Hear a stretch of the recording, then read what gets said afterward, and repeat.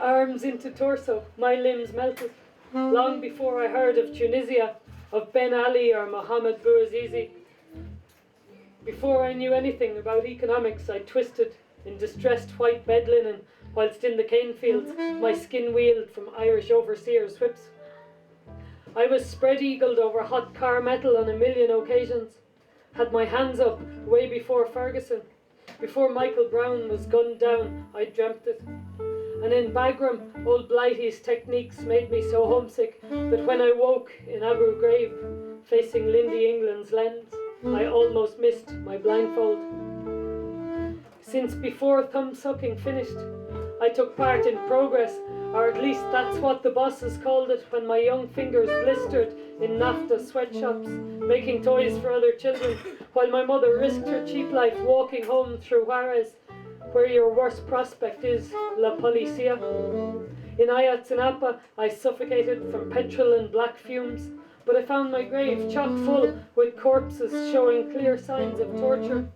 And because the cemeteries and city dumps were filled already with Bloody Sunday victims, with the locked-out children of the Nakba, with Ken Saro-Wiwa and his many, many sisters, they left me faceless on the highway in Chilapa. But I was not surprised. I expect such things from armies. Sometimes, in my darkened bedroom, I speak to Ai Weiwei about whether art matters, but he doesn't ever answer, and I feel the walls close in. I hear wolf whistles from the yard. I know the feeling of gravel on my cheek as I lie prone in an all-male prison waiting for what might or might not happen. I know the sound of uniforms rustling, of boots unquestioningly marching, and when I wake, I think of Chelsea Manning.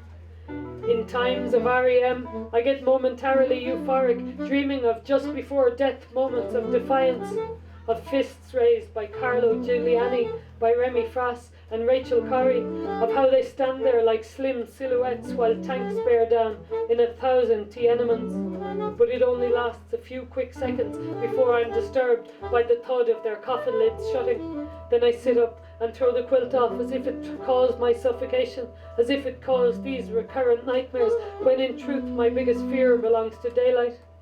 Despite the history of middlemen and overseers, despite the history of authority figures, despite Hiroshima and Nagasaki, my biggest fear is how still and all I want to trust them, and I'm writing to remind myself that all through history, it's the authorities who've done the worst things.